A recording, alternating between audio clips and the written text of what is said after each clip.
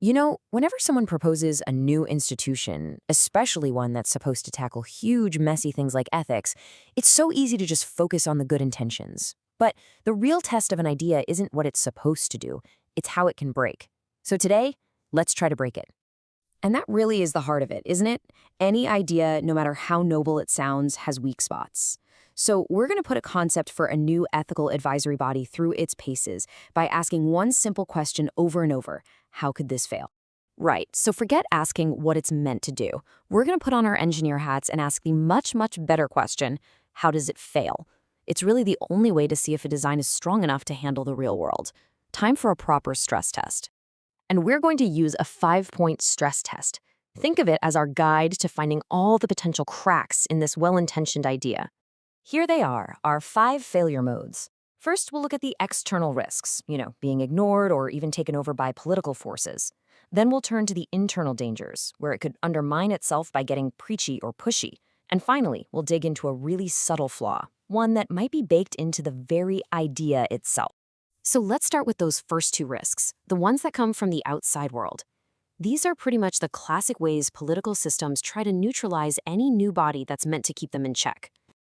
Okay, so failure number 1 is maybe the most obvious. It just gets ignored. The body does all this work, produces these brilliant, thoughtful reports, and politicians just say thanks for that and pop them on a shelf to gather dust. It becomes totally toothless.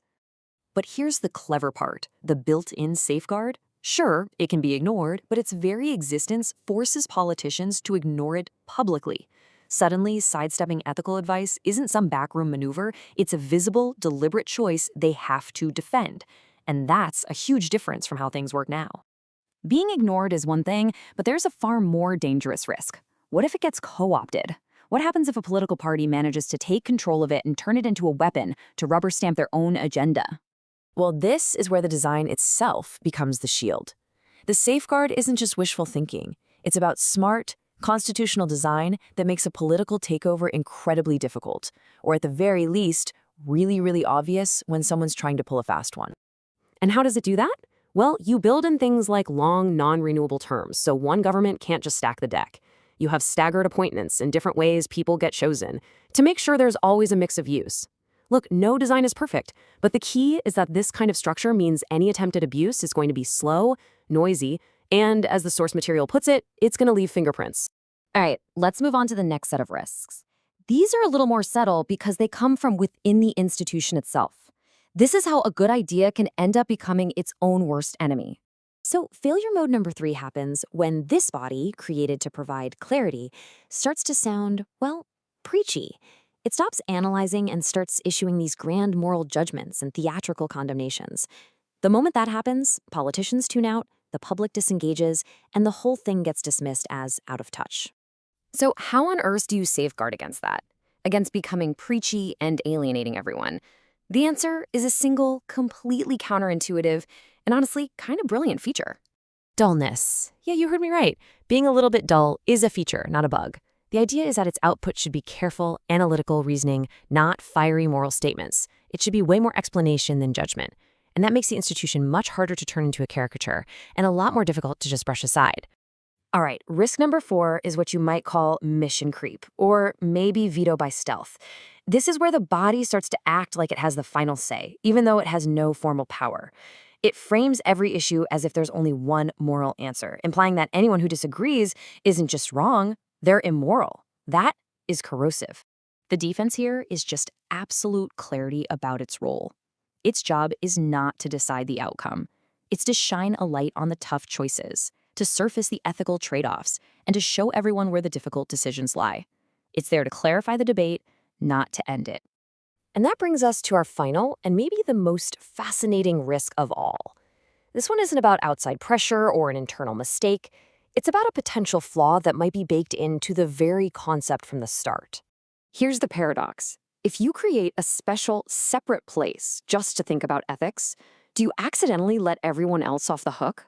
You can just imagine politicians saying, well, the ethics body looked at it, we took the box, and using it as a way to dodge their own moral responsibility. But the counter-argument is really powerful. Instead of letting them off the hook, it actually raises the bar.